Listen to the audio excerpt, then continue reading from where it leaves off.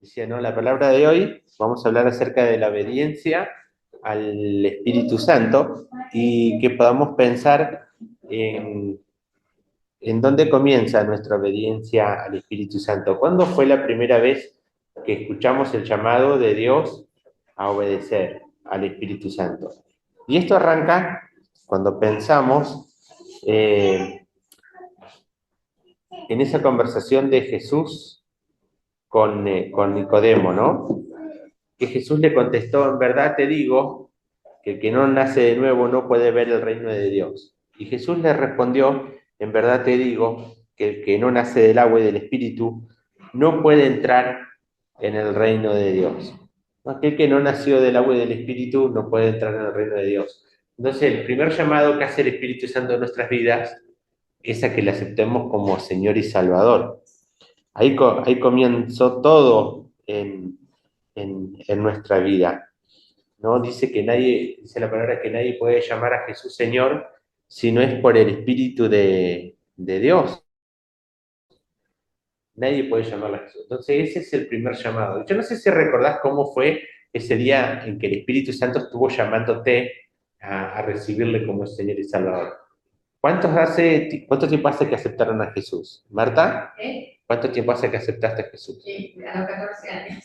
A los 14 Así que años. sería, a ver, 78 menos 14, 2. 62, ¿no? Sí. 64. 64 años. Gloria, 19, 20 años. 76, así que mirá. Wow. Se quedan ahí en los 60 también. Muy cerca. Perdí la cuenta. Pierre, ¿hace cuánto que aceptaste a Jesús? 14. Pero bueno, ya sé. Claro. Sí. Ajá.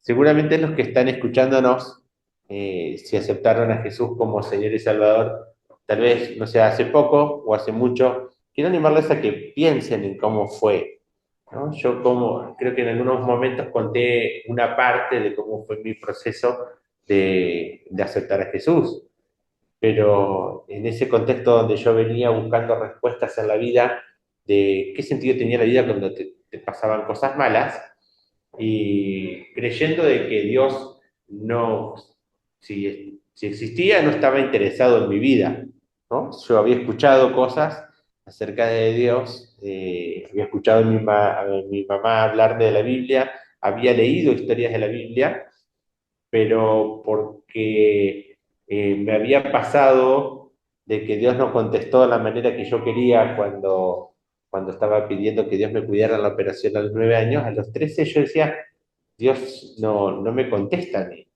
Entonces, al menos no de la manera que yo quería tener una relación, pero no la podía verbalizar. Entonces yo a los 13 cuando empiezo a ir a la iglesia, porque encuentro amigos en la iglesia, yo empecé a participar porque la comunidad de jóvenes de la iglesia había sido importante para mí. Y voy a una reunión evangelística porque ellos iban, no porque yo estaba en una búsqueda de Dios. Pero Dios sí estaba en una búsqueda de mí.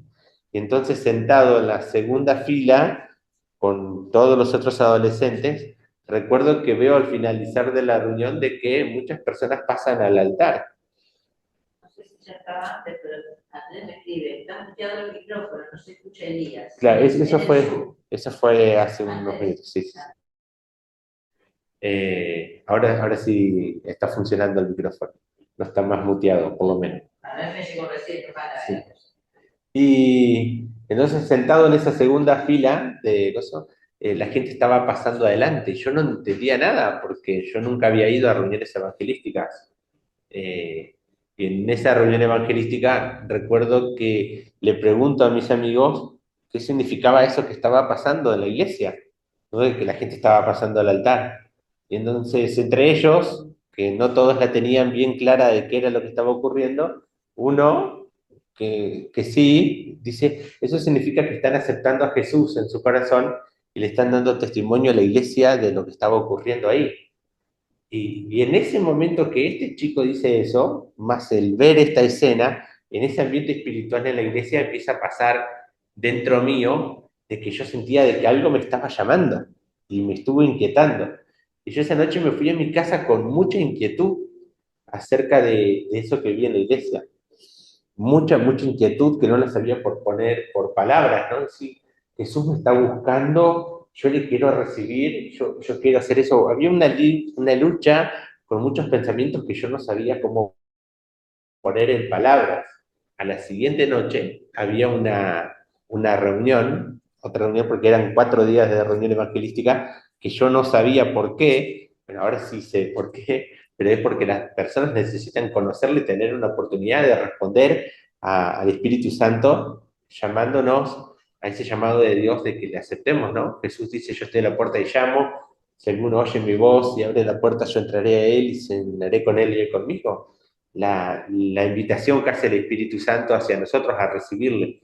Pero yo no sabía nada acerca de eso. Entonces, la siguiente reunión estaba de nuevo sentado en esa fila y no sé y no recuerdo qué dijo el pastor, pero yo en mi corazón estaba listo para responder al Espíritu Santo que me estaba llamando, porque en el fondo de mi corazón yo sabía que quería aceptarle como Señor y Salvador. Yo sentía ese llamado y como adolescente, que muchas veces las apariencias son muy importantes, qué dirán, cómo me veo, hoy todo eso se refleja en redes sociales, pero en ese momento la actividad social de la iglesia era como muy fuerte para mí, entonces yo dije, esperé que alguien más pasara para que yo no me viera como que estaba desesperado por aceptar a Jesús. En realidad sí, estaba re desesperado por aceptar a Jesús, pero no lo quería, no quería que se notara tanto. Entonces, ni bien pasó otra persona, yo pasé adelante y fue mi primer encuentro cara a cara de reconciliación con Dios, donde experimenté paz, experimenté que había llegado a mi hogar y le entregué mi vida a Jesús, aún no sabiendo todo lo que eso significaba y que implicaba para mi vida, pero yo le entregué mi vida a Jesús y experimenté paz y haber llegado a casa. Y después estaba feliz, contento. Y los demás hermanos de la iglesia venían, me felicitaban por la decisión que había tomado. Y yo dije, ¿qué hice?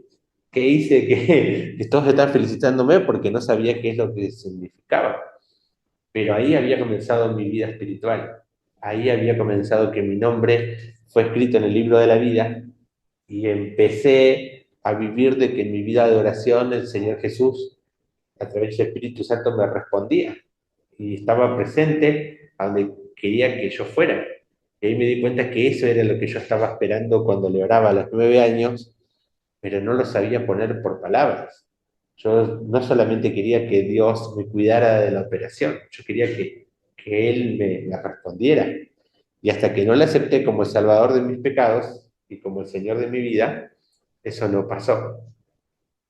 Entonces, para mí, cuando hablamos de la obediencia al Espíritu, la primera etapa de obediencia es al llamado a aceptarle como Señor y Salvador. ¿Sí? Gracias que los que estamos acá presentes, alguna vez hicimos esa respuesta, pero ahora nosotros tenemos que ser agentes para que muchos a nuestro alrededor tengan la oportunidad de tener ese encuentro, esa cita divina donde Jesús los está buscando, esa cita donde haya espacios donde nos ayuden a no escaparnos de esa oportunidad que va a ser transformadora para toda nuestra vida y para toda nuestra eternidad. Aunque en este momento no lo sepamos y la persona no lo sepa, eso va a impactar toda su eternidad, el ser salvo, ¿no? Y Ezequiel 36, 26, 27 nos dice, además les daré un corazón nuevo y pondré un espíritu nuevo dentro de ustedes. Quitaré de su carne el corazón de piedra y les daré un corazón de carne. Pondré dentro de ustedes mi espíritu y haré que anden en mis estatutos y que cumplan cuidadosamente mis ordenanzas. La promesa que cuando invitamos a ese Espíritu Santo a entrar a nuestra vida, a Jesús a entrar a nuestra vida, Él pondría en nosotros un corazón de carne. Ya no tendríamos ese corazón duro que lleva a las personas a rechazar a Dios porque creen que se trata de religión, una religión más, que se trata de imposición de reglas, que creen que se trata de más ritos y de que ir el domingo a la iglesia o ir un sábado a la iglesia se trata de una ritualidad. No se trata de una ritualidad, se trata de que venimos a adorar a aquel que transformó nuestro corazón, pero ellos lo ven como una regla de poder. Y nos cuenta la historia de la Biblia del faraón, por ejemplo, empezó a rechazar a la voz de Dios que estaba llamando a su pueblo a adorarlo en el desierto, y esa dureza lo llevó a tomar decisiones en contra de Dios, y no se dio por vencido hasta que perdió a su propio hijo, en rebeldía a lo que Dios estaba diciendo. Pero si ablandamos nuestro corazón y le recibimos en nuestra vida, Él pone un corazón blando dentro de nosotros, un corazón de carne, un corazón sensible a la voz de su Espíritu Santo, que nos permite tener vida eterna, tener comunión con Él, y también nos permite compartir esa verdad a otros, ¿no? 1 Corintios 12:3 nos dice: por tanto les hago saber que nadie hablando por el Espíritu de Dios dice Jesús es anatema, y nadie puede decir a Jesús es el Señor excepto por el Espíritu Santo. El Espíritu Santo es el que nos permite llamarle a Dios Señor. Es el Espíritu Santo el que nos llama y el que nos permite obedecerle. Un segundo llamado del Espíritu Santo a obedecerle, que tenemos que escuchar y que tenemos que poner en práctica, es el llamado a la santificación. Efesios 5:26 nos dice,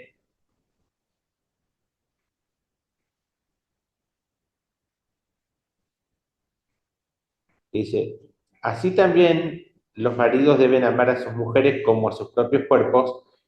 Creo yo que me equivoqué, el anterior era el 26, me pasé al 28. Que maridos amen a sus mujeres así como Cristo amó a la iglesia y se dio a sí mismo por ella, para santificarla, habiéndola purificado por el lavamiento del agua con la palabra.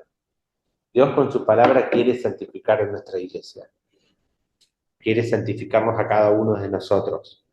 Somos llamados a ser parte de esa iglesia, somos llamados a ser, somos puestos como parte por el Espíritu Santo, porque al ser hijos somos parte de esa comunidad que salió de Satanás, que salió de esa vieja vida, y ahora pasa a ir a una nueva comunidad, que es la comunidad de los santificados, de sus hijos. La palabra iglesia viene de eclesia, que era caleo, ¿no? De aquella comunidad que salía de Satanás para ir a Dios, era trasladado de un reino a otro. Entonces, en esa transformación de reino, también hay un ser apartado para otro estilo de vida, eh, para ir a otro estilo de vida diferente, un estilo de vida que tiene el anhelo de una nueva ciudad, que es esa ciudad santa de Dios. Nuestra esperanza no es que solamente la comunidad de cristianos se agota acá en la iglesia,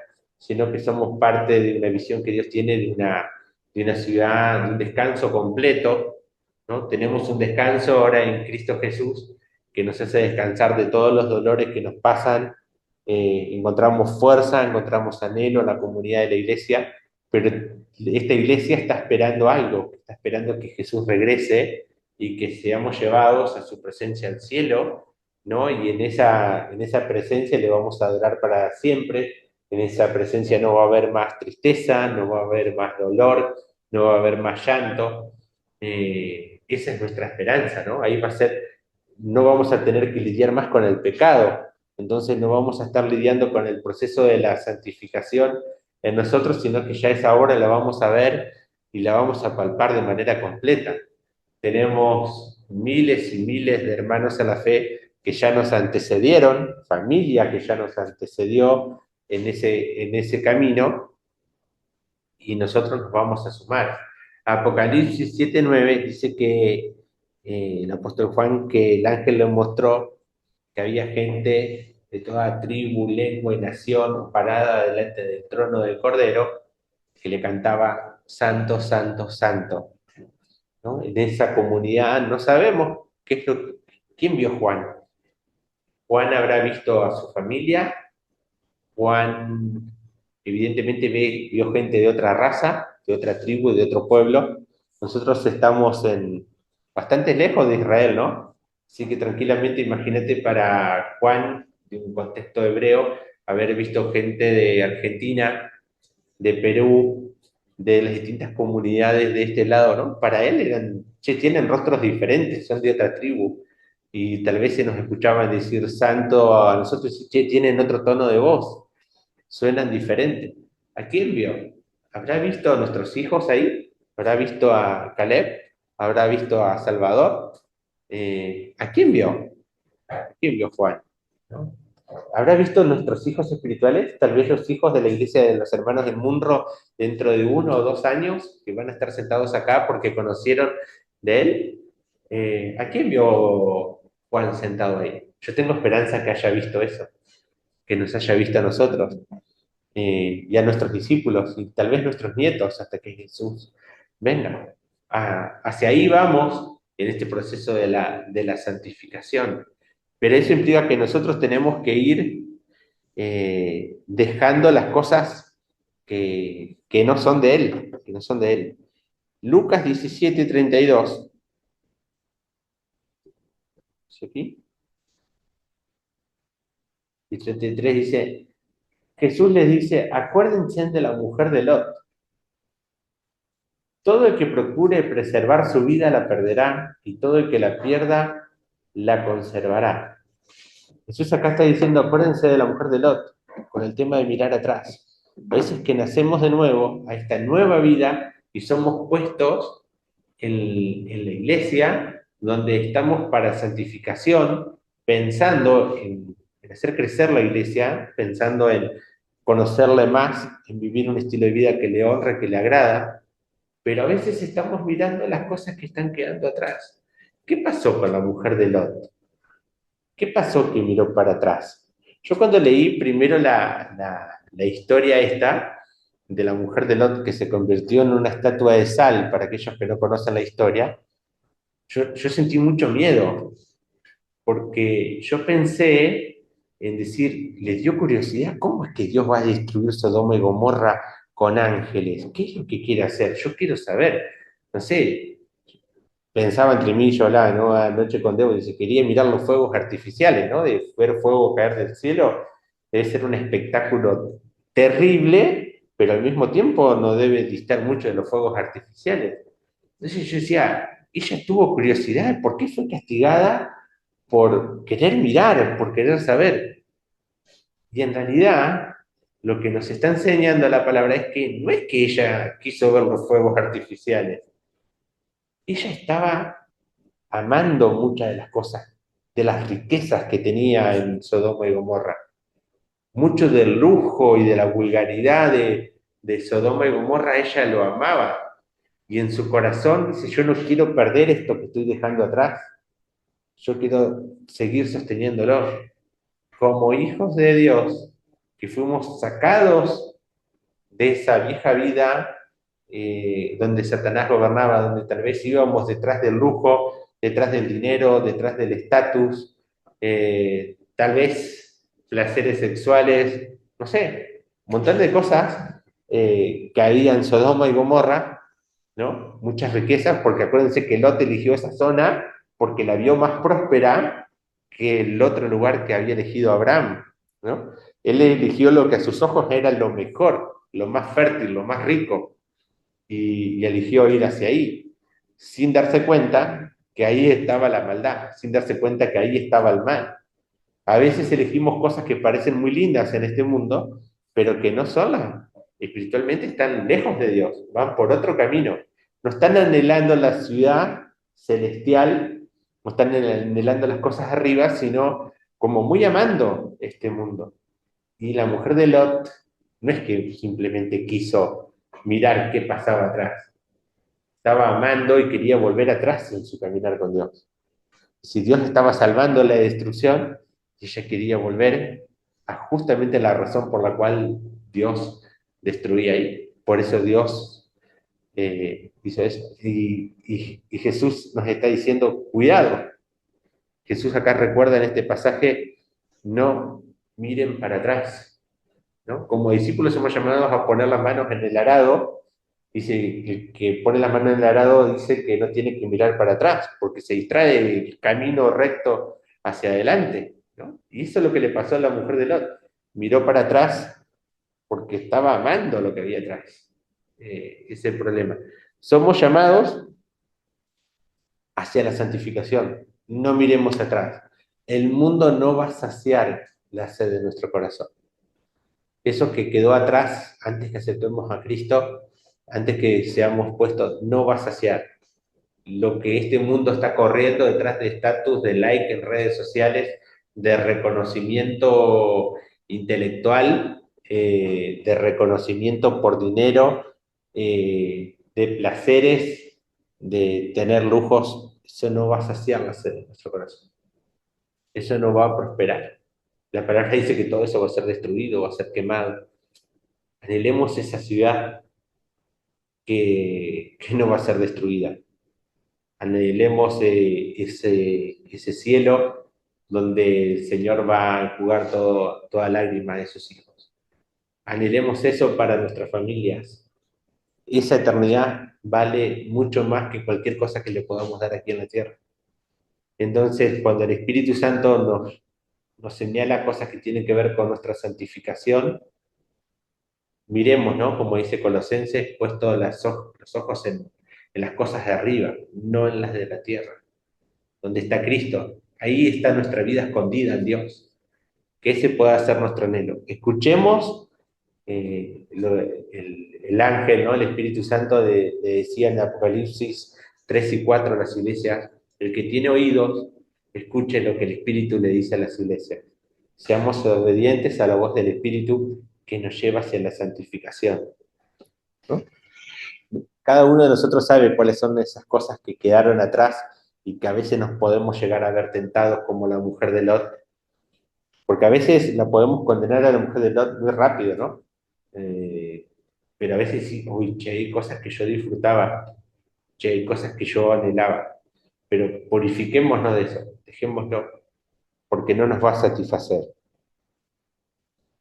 Y como tercer y último punto acerca de ser obediente a la voz del Espíritu, para tener esa sensibilidad necesitamos ser controlados por el Espíritu Santo. Efesios 5:18 dice que no se embriaguen con vino, en lo cual hay disolución, antes bien sean llenos del Espíritu Santo. Y ahí comienza eh, el proceso de santificación. ¿Quién controla el vino? El Espíritu Santo, poniendo en nuestros corazones más hambre por la palabra de Dios, poniendo en nuestro corazón poder para hablar la palabra de Dios, poniendo en nuestro corazón, en nuestra vida, ¿no?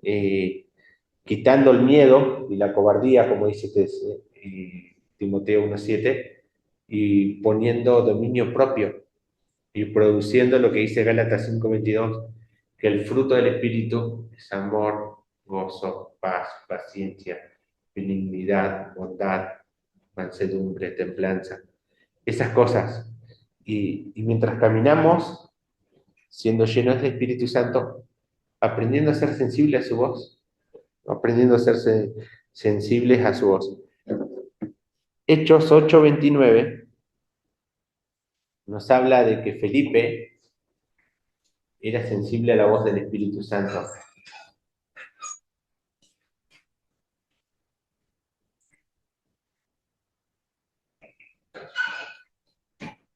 Todos conocemos la historia de que un ángel le dijo a Felipe que tenía que irse hacia el sur, ¿no? Y ahí, mientras iba hacia el sur, en el camino que desciende hacia Gaza, en ese lugar ve una carreta, ¿no? Que regresaba hacia Etiopía y el hombre etíope. Y dice, y el Espíritu le dijo a Felipe, ve y júntate a ese carruaje. Y ahí nace una conversación espiritual acerca de Jesús. Cuando Felipe se acercó corriendo, le oyó leer al profeta Isaías y le preguntó, ¿entiende usted lo que lee? Y el eunuco le respondió, ¿cómo podré a menos que alguien me guíe? e invitó a Felipe a que se subiera y se sentara con él. El pasaje de la escritura que estaba leyendo era este: como oveja fue llevado al matadero y como cordero mudo delante del que lo trasquila. No abre él su boca, en su humillación no se le hizo justicia. ¿Quién contará su generación? Porque su vida es quitada de la tierra. El único le dijo a Felipe: le ruego que me diga, ¿de quién dice esto el profeta? ¿De sí mismo o de algún otro? Entonces Felipe, comenzando con este pasaje de la Escritura, le anunció el Evangelio de Jesús. Y yendo por el camino llegaron a un lugar donde había agua, y el eunuco dijo: ahí hay agua, ¿qué impide que yo sea bautizado? Y Felipe le dijo: si usted cree con todo su corazón, puede. Creo que Jesucristo es el Hijo de Dios, respondió el eunuco. Y mandó parar el carruaje y ambos descendieron al agua y Felipe lo bautizó. Y al salir ellos del agua, el Espíritu del Señor arrebató a Felipe y no lo vio más el eunuco, que continuó su camino gozoso, ¿no? Cómo el ser obediente a la voz del Espíritu nos lleva a oportunidades de ver personas que están listas, listas para conocer a Jesús, que Dios ya vino trabajando hace tiempo, ¿no? Él había venido desde Etiopía a adorar a Jerusalén sin conocer a Jesús, simplemente, pero sí sabía que el Dios de Israel era el Dios verdadero. Pero si Felipe no hubiera estado sensible a la voz del Espíritu Santo, hubiese estado renegando: Señor, ¿por qué me traes hasta acá tantos kilómetros? Aparte de ser perseguido y tener que huir de Jerusalén, me llevas lejos, ¿no? Pero en su vida él pudo ver esto. Eh, Hay un hecho en, en Hechos, si no me equivoco, es 18.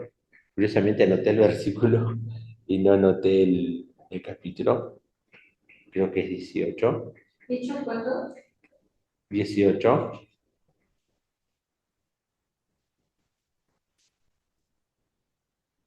18.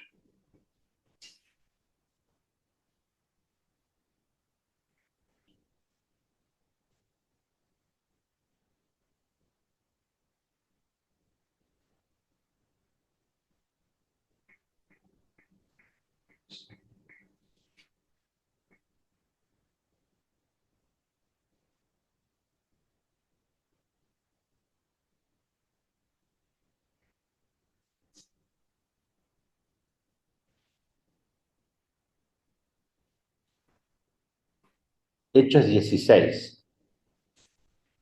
Hechos 16, 6 nos dice que pasaron por la región de Frigia y Galacia, y habiendo sido impedidos por el Espíritu Santo de hablar también, de hablar la palabra en Asia, cuando llegaron a Misia, intentaron ir a Bitinia, pero el Espíritu de Jesús no se lo permitió. Entonces, pasando por Misia, descendieron a Troas, y por la noche se le mostró a Pablo una visión. Un hombre de Macedonia estaba de pie, suplicándole: pasa a Macedonia y ayúdanos. Cuando tuvo la visión, enseguida procuramos ir a Macedonia, persuadidos de que Dios nos había llamado para anunciarles el Evangelio, ¿no? Eh, donde estaba Pablo, en Frigia, tenía la opción de ir.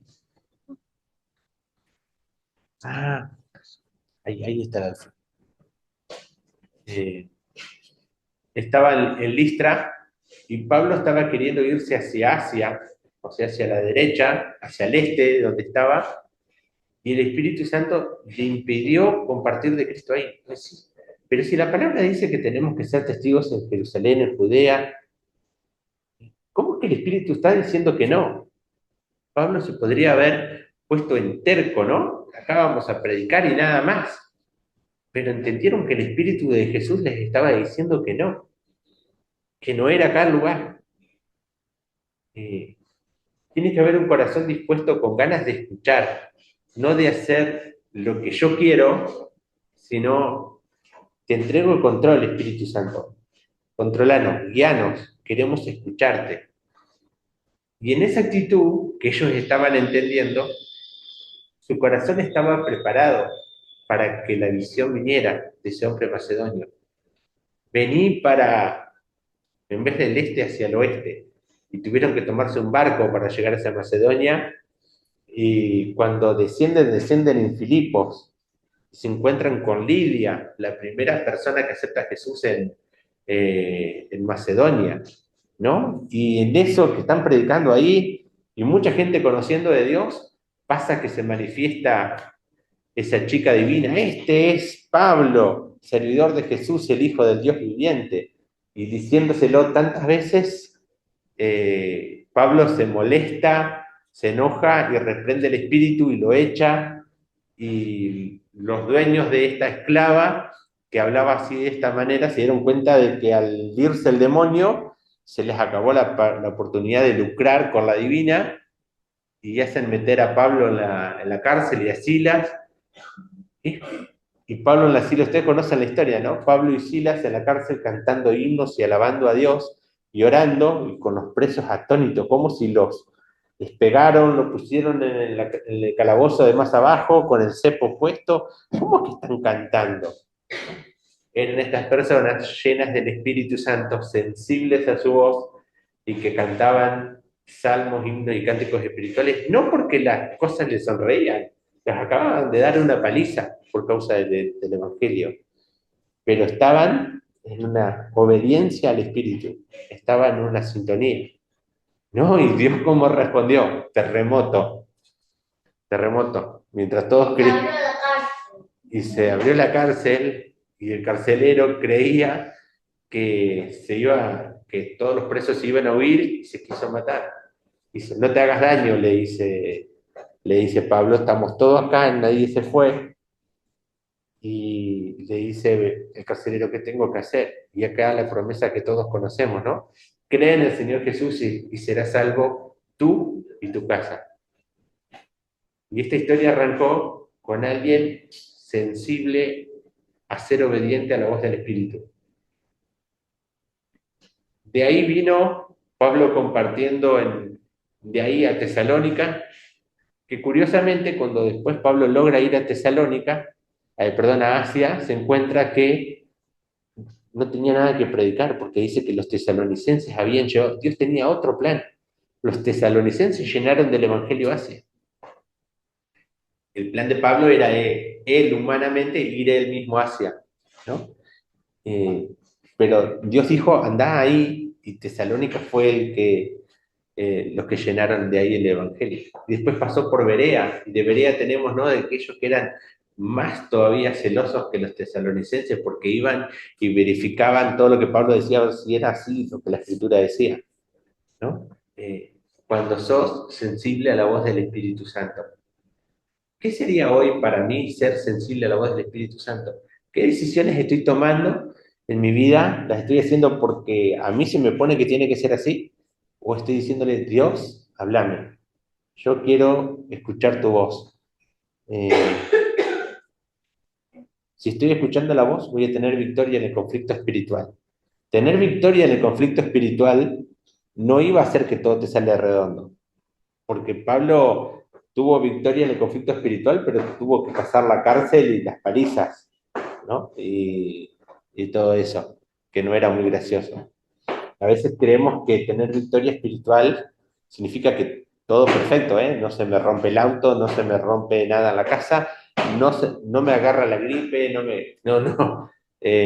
Victoria espiritual es que tengo victoria por sobre eso y el Señor me permite hacer avanzar su obra, ¿no?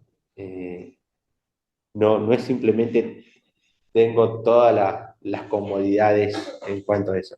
O al menos eso es lo que nos está mostrando la palabra, ¿no? El Señor, mientras caminamos escuchando, vamos a ver que el fruto del Espíritu es amor, gozo, paz, benignidad. Y cuando pasan estas cosas hay un corazón de agradecimiento, hay gratitud en nuestro corazón por lo que estamos viviendo con Él.